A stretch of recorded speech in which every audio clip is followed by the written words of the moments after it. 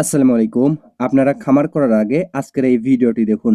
আপনারা যদি ভেবে থাকেন খামার করবেন, তাহলে আজকে আমার এই ভিডিওটি দেখেন, তাহলেই বুঝতে পারবেন। একজন খামারি হয়ে উঠতে গেলে প্রথমেই যে কাজগুলো করতে হয়। আজকের ভিডিওর মধ্যে দেখানোর চেষ্টা করব আমার খামারের দৈনন্দিন কাজের যে রুটিন মাফিক কাজ করতে হয়, সেই কাজের একটা অংশ দেখানোর চেষ্টা করব আপনাদের মাঝে। এখন যেহেতু শীতকাল চলতেছে, সেজন্য একটু দেরিতেই খামারে আসার চেষ্টা করি। কেননা অতিরিক্ত সকালে মুরগিগুলো যদি ছেড়ে দেই, তাহলে কুয়াশার মধ্যে এই মুরগিদের ঠান্ডা লেগে যেতে পারে। সেজন্য 8:30 থেকে 9টার মধ্যে খামারে আসার চেষ্টা করি। কেননা এখন 8:30 থেকে 9টার মধ্যেই আমার খামারে রোদ চলে আসে। সেজন্য একটু রোদ উঠলে এই মুরগিদেরকে ছেড়ে দেওয়ার চেষ্টা করি। তাহলে এই শীতের মধ্যেও যদি রোদের একটু আবহাওয়া পড়ার পর ছেড়ে দেই, তাহলে এই মুরগিদের ঠান্ডা লেগে যাবে না। মুরগিগুলোকে ছেড়ে দেওয়ার পর এদেরকে খাবার এবং পানি দিই, এবং কোন মুরগিগুলোকে কোন ঔষধ দিতে হবে এটা সঠিকভাবে নির্বাচন করতে হবে। এর পরবর্তীতে যে মুরগির যে ঔষধটার প্রয়োজন সেটা সঠিকভাবে দেওয়ার চেষ্টা করি। কেননা আমার এখানে মুরগি আছে বিভিন্ন বয়সের, যদিও এখানে মুরগি অল্প পরিমাণ, কিন্তু বয়সের ব্যবধান অনেক। সেজন্য এক এক বয়সের মুরগিকে এক এক ঔষধ দেওয়ার প্রয়োজন হয়। এই মুরগিগুলোকে সঠিকভাবে ঔষধ পানি দেওয়ার পর এদেরকে খাবার দিয়ে এর পরবর্তীতে আসে খামারের যে পরিশ্রমের কাজ এটা। কেননা একজন খামারির সবচেয়ে বেশি পরিশ্রমের কাজ হচ্ছে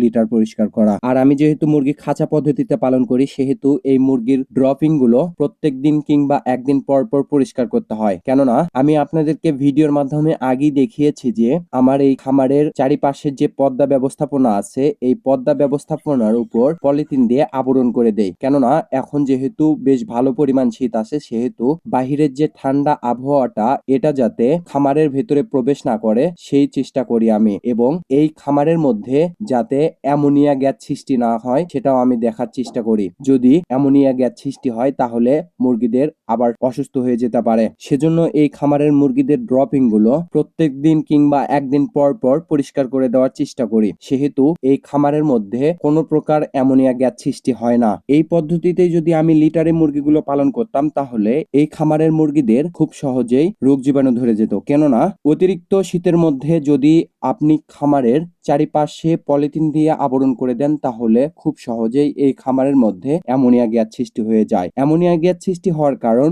লিটারের মধ্যে অতিরিক্ত মল ত্যাগ করার কারণে এই মলের যে গ্যাসটা আছে এই গ্যাসটা বের হতে পারে না। সেজন্য এখানে খুব তাড়াতাড়ি অ্যামোনিয়া গ্যাস সৃষ্টি হয়, এখান থেকে রোগ জীবাণু শুরু হয়ে যায়। এবং এই খামারে যদি আপনি নিয়মিত ড্রপিং গুলো পরিষ্কার না করেন, তাহলে এই খামারের ড্রপিং গুলো অতিরিক্ত জমা হয়ে যাবে, এবং এখানকার যে গ্যাসগুলো আছে এই গ্যাসগুলো বাইরে বের হতে পারবে না, এবং এখান থেকেই শুরু হয়ে যাবে মুরগির অসুস্থতা। সেজন্য নিয়মিত এই খামারের পরিষ্কার পরিচর্যা করতে হয়। আজকে আমি আপনাদের মাঝে আরো একটা কথা জানিয়ে রাখার চেষ্টা করি যে আপনারা যারা ভাবতেছেন যে নতুন একটা খামার দিবেন এবং খামারি হওয়ার চেষ্টা করতেছেন, একটা জিনিস খেয়াল রাখবেন, সব সময় খামার করতে গেলে সব সময় পরিশ্রম করতে হবে। আপনি যদি চিন্তা করেন যে একটা মাঝারি কিংবা বড় সাইজের খামার দিয়ে এখানে লোক খাটিয়ে এখান থেকে প্রফিট নিয়ে আসবো, তাহলে এই চিন্তাটা আপনার একদম ভুল চিন্তা। একজন খামারি হয়ে উঠতে গেলে এখানে প্রয়োজন অতিরিক্ত পরিশ্রম। এই পরিশ্রম যদি না করতে পারেন, তাহলে খামার থেকে কখনোই ইনকাম করতে পারবেন না। কেননা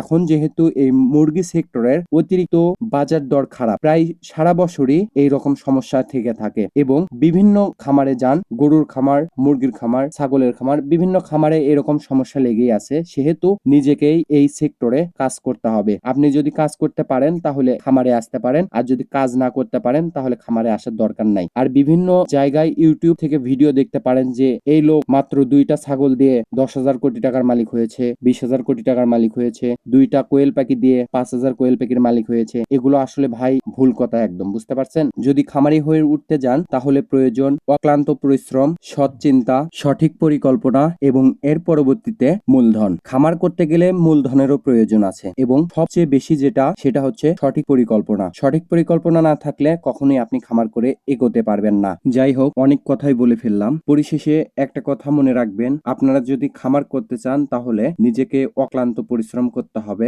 একটা উত্তম পরিকল্পনা থাকতে হবে। কেননা সঠিক পরিকল্পনা ছাড়া খামারে কখনোই আসা যাবে না। আপনার আশেপাশে অনেক খামারই দেখতে পারবেন পরিকল্পনা ছাড়া খামার করেছে, কিন্তু 2-1 বছর খামার করেই সেখান থেকেই শেষ হয়ে গিয়েছে। হয়তো সেখানে 5 লক্ষ, 10 লক্ষ, 20 লক্ষ টাকা পর্যন্ত খরচ করেছে, কিন্তু এখান থেকে সে পরিমাণ একটা ভালো লাভ করতে পারেনি। সেজন্য খামার ছেড়ে দিয়ে পালাতে হয়েছে। এটার একটাই কারণ, উত্তম পরিকল্পনা নাই। উত্তম যদি পরিকল্পনা থাকে তাহলে খামার খামার করতে পারবেন। পরিকল্পনায় মেইন জিনিস। আসসালামু আলাইকুম।